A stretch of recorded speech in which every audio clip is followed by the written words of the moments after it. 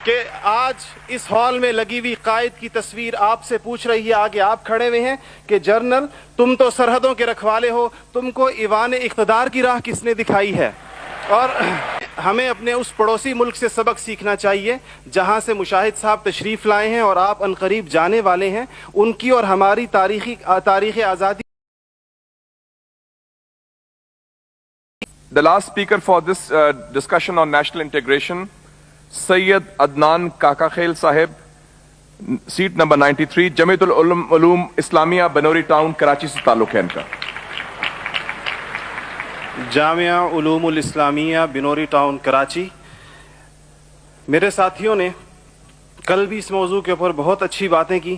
آج کوشش کروں گا انہی باتوں کی روشنی میں اس کو بالکل مختصر انداز میں پیش کروں. اس میں دو رائے نہیں ہے کہ ہمارا سب سے بڑا بحران نظریاتی یکجہتی، فکری وحدت اور اتحاد و اتفاق سے محرومی ہے. مگر سوچنے کی بات یہ ہے کہ یہ محرومی 58 سال گزرنے کے باوجود ابھی تک کیوں ہے. اس کی وجہ یہ ہے کہ وہ جو بنیادی پلیٹ فارم دیا گیا تھا کہ پاکستان کا مطلب کیا، لا الہ الا اللہ، اس پر کنفیوژنز پیدا کر دی گئیں.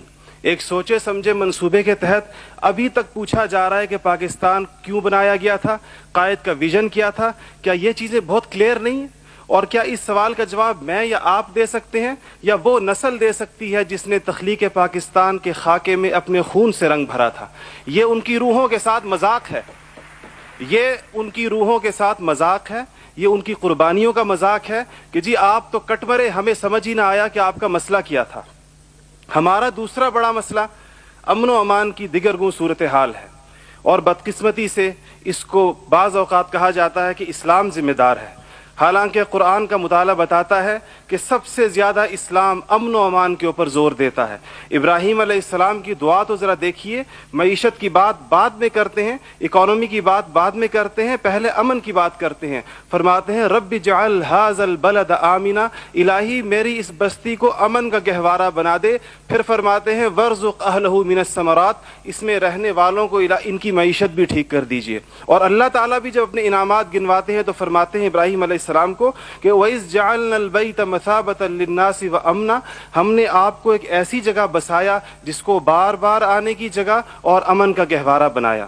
یہ تو بات بالکل واضح ہے. مسئلہ یہ ہے ہمارا امن و امان تباہ کیوں ہوا، ہمارا نوجوان کس طرح دہشت گردوں کا آلہ بنا، اور ہم روز بروز لا قانونیت کی دلدل میں کیوں دھسے جا رہے ہیں. جناب صدر، نوٹ کرنے کی بات ہے کہ یہ سبق اس کو کسی مذہب نے نہیں سکھایا، یہ سبق اس کو کسی دین نے نہیں بتایا. یہ طبقاتی تفریق، استحصالی نظام، ٹیلنٹ کی بے قدری، تعلیمی ڈھانچے کا کھوکھلا پن، بے انتہا کرپشن اور اختیارات کے ناجائز استعمال، وہ خوفناک مسائل ہیں جو نوجوان کو اس طرف لے کر گئے ہیں.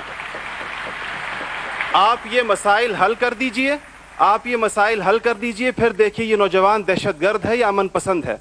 ہمارا تیسرا سب سے بڑا مسئلہ جو اس وقت بہت اہمیت کا حامل ہے، جمہوری روایات کا فقدان ہے. ہم ابھی تک حقیقی جمہوری کلچر اور عوامی مینڈیٹ کے احترام کے ماحول کو پیدا کرنے میں ناکام رہے ہیں. ٹوٹتی بنتی اسمبلیوں، انتخابی دھاندلیوں اور جناب صدر اہم قومی مسائل میں پارلیمنٹ کو بائی پاس کرنے کی روایات نے عوام کا اعتماد موجودہ پولیٹیکل سسٹم سے اٹھا دیا ہے. اس کے لیے ہمیں اپنے اس پڑوسی ملک سے سبق سیکھنا چاہیے جہاں سے مشاہد صاحب تشریف لائے ہیں اور آپ عنقریب جانے والے ہیں. ان کی اور ہماری تاریخ آزادی ایک ہی ہے. ان کو اور ہمیں اور ان کو ایک جتنا وقت ملا ہے، مگر انہوں نے اپنے ہاں جمہوری اقدار کو اتنا مضبوط کر دیا ہے کہ حکومت کتنی ناکام ثابت کیوں نہ ہو جائے، کوئی بھی افتاد ٹوٹ پڑے، یہ نہیں ہو سکتا کہ فوج بیرکوں سے نکلے اقتدار میں آ کر بیٹھ جائے. اسی طرح جناب صدر، میں یہ سمجھتا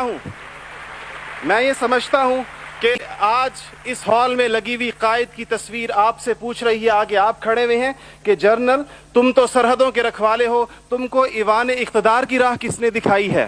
اور جناب والی، جناب اعلیٰ، ہمارا تیسرا سب سے بڑا مسئلہ ایلیٹ کلاس اکانومی ہے. آپ کے आदाद शुमार के जादूगर कह रहे हैं कि मईशत तरक्की कर रही है, ज़र मुबादला के ज़खायर बढ़ रहे हैं, कर्जे कम हो गए हैं, कशकोल टूट गई है। आप बार बार कहते हैं पहले हम मांगने जाते थे, अब हम देने जाते हैं, और अवाम हैरान है कि खुदाया क्या माजरा है। मईशत तरक्की कर रही है, गरीब का चूल्हा बुझ रहा है, ज़र मुबादला के ज़खायर बढ़ रहे हैं, पेट्रोल की कीमतें आसमान से बातें कर रही हैं, रुपए की कीमत डी वैल्यू होते होते कहाँ आ खड़ी हुई है।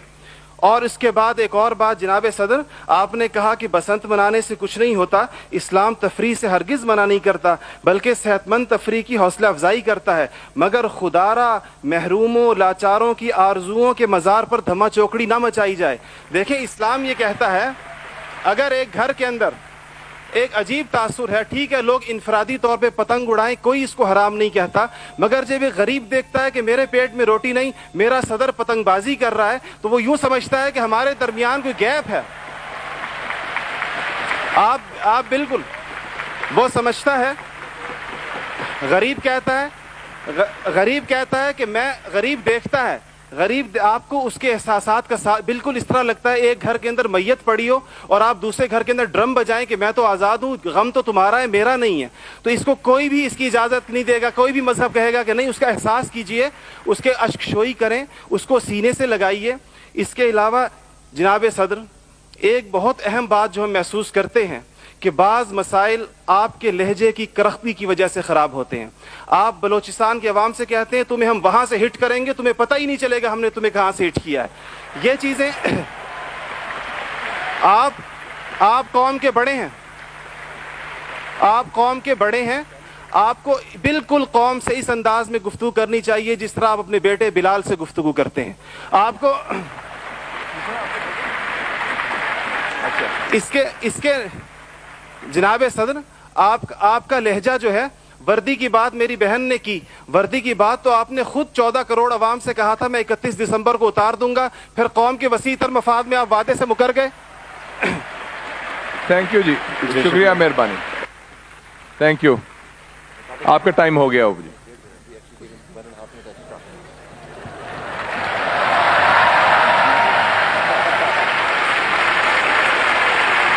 ओके।